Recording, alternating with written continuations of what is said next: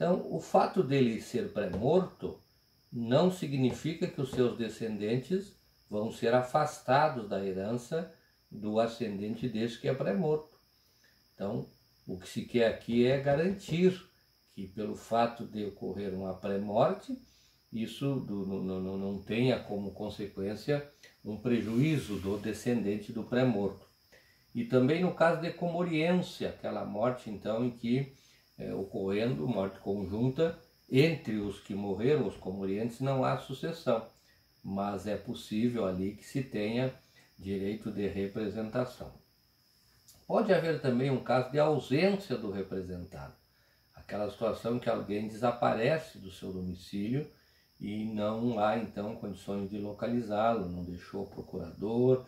Então há um processo primeiro de curadoria dos bens, nós vamos examinar isso mais adiante, e nesse caso é possível que se tenha também uma situação de direito de representação. É possível que isso se dê no caso de ausência, porque pode ser que esse ausente ele tenha um ascendente que faleceu e ele ausente deixou filhos.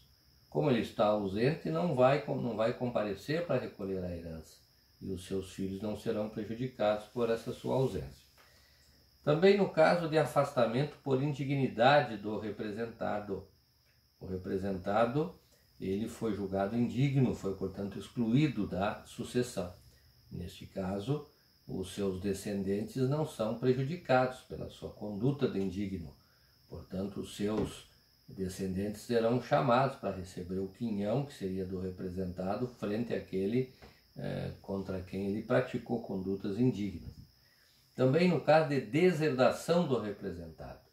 O representado pode ser deserdado em certas situações que nós vamos ver quando examinarmos a sucessão testamentária, e porque é por cláusula testamentária que se promove a deserdação, e lá vamos ver então quais são as situações que autorizam a deserdação. Então eis aqui causas, motivos que fazem incidir o direito de representação na situação concreta, situação real. Quais são os efeitos do direito de representação? Aqui a legislação regula esses efeitos de uma forma muito específica. Vejam aqui artigo 1854. Os representantes só podem herdar como tais o que herdaria o representado se vivo fosse. Então, aquele que é chamado para representar vai herdar aquela cota que caberia ao representado, não mais. Então eles vão herdar, se forem vários esses descendentes, eles não vão herdar por cabeça, junto com outros herdeiros. Alguém faleceu, tinha 3 filhos. Um dos filhos é pré-morto e deixou 3 filhos, e são 3 netos desse inventariado. Então esses netos vão herdar apenas o quinhão desse filho pré-morto, que será igual aos dos irmãos dele. Então a ideia aqui é justamente assegurar que os representantes eles vão receber apenas o quinhão que caberia ao representado. Artigo 1855. O quinhão do representado par-se-á por igual entre os representantes. Aqui a ideia é de garantir que se tiver mais de um representante, mais de um descendente, ele vai receber uma cota igual. É possível que se tenha uma situação em que esses representantes sejam de graus diversos. Você tem alguém que é inventariado que tinha 3 filhos. Um dos filhos é pré-morto, também tinha 3 filhos. E por sua vez pode também um dos filhos desse pré-morto também já ser falecido. Então veja que esse encadeamento pode levar a situações em que essa igualdade aqui ela será apenas entre aqueles que estão no mesmo grau. Então é importante observar isso para não se atrapalhar na interpretação do comando normativo. O 1856 diz o seguinte: o renunciante à herança de uma pessoa poderá representá-la na sucessão de outra. O que quer dizer isso? Alguém renunciou à herança do seu pai e agora abre-se a sucessão do seu avô. Ele está afastado dessa sucessão ou não? Não está. Ele poderá representar aquela pessoa de quem ele renunciou à herança. Ele vai poder representar o pai dele na sucessão do avô, mesmo que tenha renunciado à herança do seu ascendente pai. Ainda, o quinhão recebido não responde por débitos do representado. Vejam que o representado, ao ser afastado, ele pode ser devedor de alguém que vai imaginar que poderia ser pago com este valor. Não é possível.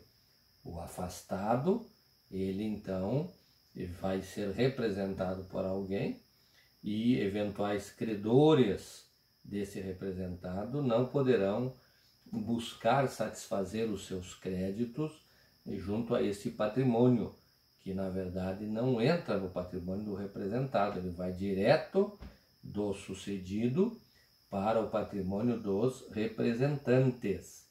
Então essa situação é importante também ser bem entendida. Também aqui o quinhão recebido é incomunicável por regime de bens.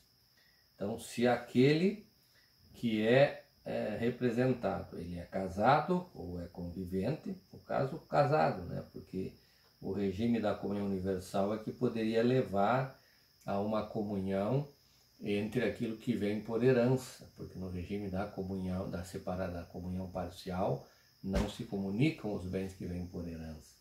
Então, o quinhão recebido não se comunica. Se a pessoa que é afastada e, portanto, é representada por alguém, ele não vai poder, o cônjuge não vai poder reclamar que teria direito a uma parte, porque como o patrimônio teria que ser entregue para o representado, e não foi, por uma das causas que nós já falamos, ele, cônjuge, é prejudicado. E de fato não vai receber esse patrimônio. Também no 235, classes e graus em que incide o direito de representação. Aqui a lei é muito clara. O direito de representação dá-se na linha reta descendente, mas nunca na ascendente. O que quer dizer isso? Então, são chamados a recolher herança por direito de representação apenas pessoas descendentes daquele que é representado, nunca na classe dos ascendentes. Então, o ascendente não exerce direito de representação. Não existe essa possibilidade, porque a lei é muito clara quanto a isso. No artigo 1853, nós temos uma previsão quanto aos colaterais. Na linha transversal, somente se dá o direito de representação em favor dos filhos de irmãos do falecido, quando co-irmãos destes concorrerem. Quer dizer, na linha colateral, vejam que aqui o direito de representação ele vai proteger o herdeiro legítimo facultativo. Não é o herdeiro legítimo necessário nesse caso, mas aqui também se protege, porque julga o legislador que é necessário, então, fazer esta proteção. Então, a representação vai ser em favor de filhos de irmãos do falecido. Então, alguém faleceu, não tem descendentes, não tem ascendentes, não tem cônjuge, não tem convivente, tem irmãos. E um desses irmãos é pré-morto e tem filhos, que são, portanto, sobrinhos do falecido, do inventariado. Esses sobrinhos do inventariado vão ser chamados a herdar? Vão ser chamados a herdar por direito de representação do irmão pré-morto. Então, esses sobrinhos vão concorrer com esses outros tios, né? Porque aqui no caso temos então o direito de representação na linha transversal. Muito bem, então eis aí o exame da matéria proteção da legítima. Vimos que o legislador decidiu já desde 1907 e também antes, na época do Império, havia a proteção de ascendentes e de descendentes e ascendentes, mas foi a partir do Império que se tem este valor de 50% como pai da legítima, e depois o cônjuge vai sendo também elevado a essa categoria de herdeiro legítimo necessário. Com isso, nós então vencemos o exame dessa matéria. Vamos fazer agora então o trabalho de elaboração de uma síntese, uma resenha sobre a temática, Essa resenha deve ter no máximo até 10 linhas e deve ser enviada como mensagem no nosso fórum da aula virtual online número 6. Depois de ser feita esta síntese, vamos ao questionário de fixação, devendo então ser acessada a comunidade virtual e o link questionário.